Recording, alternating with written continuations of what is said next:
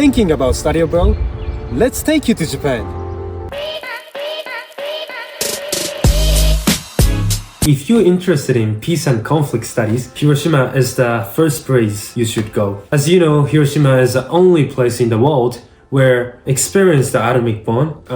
In the atomic bomb museum, there's 100,000 of pictures and photographs about people are so burned because of the atomic bomb after effect. And it's really terrible and it's terrifying pictures. When I was an elementary school student, I went there for the first time and I feel so scared. I got traumatized and I felt strong opposition towards warfare. This is an initial motivation to study peace and conflict studies right now. And you will feel exact same feeling like me, the strong opposition of the warfare. I decided to apply for the Hiroshima and Peace program last year because of my professor Zia Hawk. He recommended 3 students and I to apply for the program and to see if we would be able to go. In class, Professor Hawk came in and he was just asking, he was like, okay, like explaining the program. And he was like, so does anyone want to go? And my hand shot up. It just sounded like a great opportunity to go. I've always wanted to go to Japan, and then just getting a historical background as well was a great opportunity. At Juniata College, there are a lot of study abroad opportunities like short-term trip and also semester year-long programs, but mostly you are going to be there just alone or with other students if it's a short-term abroad trip. But this one is unique in the sense that you are living with students from all over the world who are coming to Hiroshima to study about the same topic. And not all of them are peace and conflict studies. And also you yourself might not be peace and conflict studies, but to study about this one specific topic about Hiroshima and nuclear war and this war in general.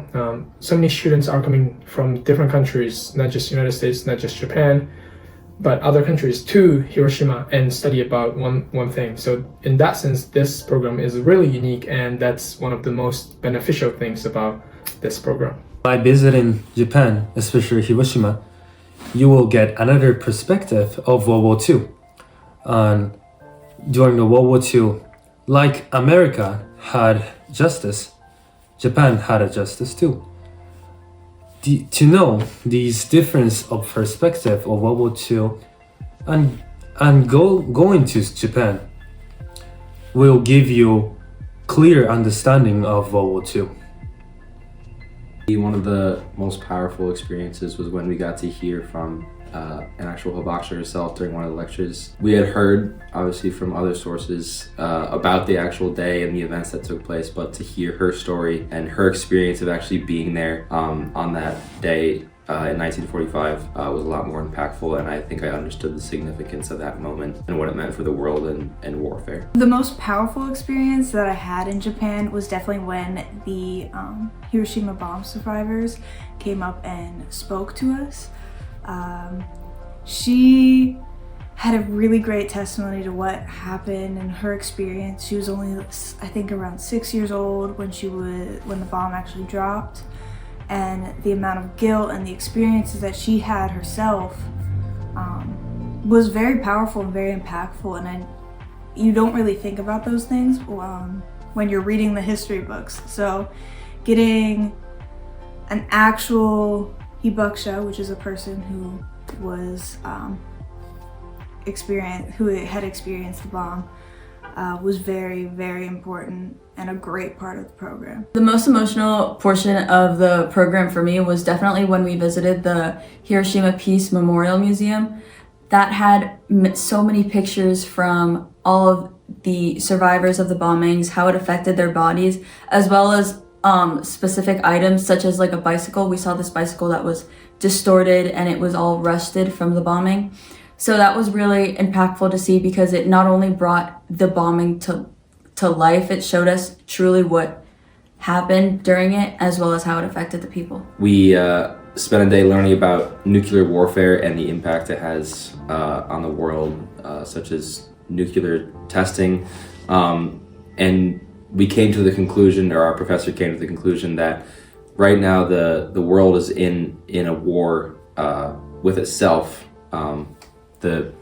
of nuclear testing essentially, and creating more nuclear radiation in the atmosphere all around the world that affects everybody, specifically reservations and indigenous lands. Learning that made me understand that the nuclear war is ongoing, and it wasn't just that one time in 1945. So by interacting with people outside Juniata community, outside the United States, you will see new perspective, new ideas. You will be able to gain a new insight to this globalized world. One of the most impactful parts of the lectures were when we learned about nuclear weapons and the breakdown of them and how they affect not only global conflict, but peace studies as well. We learned about how a nuclear weapon can affect reservation lands as well as towns and cities that already have people, as we saw in Hiroshima. It was really good to speak to everyone and to be in a town and or a city that was so lively and so bright, and the people were amazing. And I was a little nervous. As an American going to Hiroshima, I felt guilty about it. And I'm trying to do this part of learning about our history so it doesn't happen again. And the people were amazing. And one misconception that we had was we kind of see the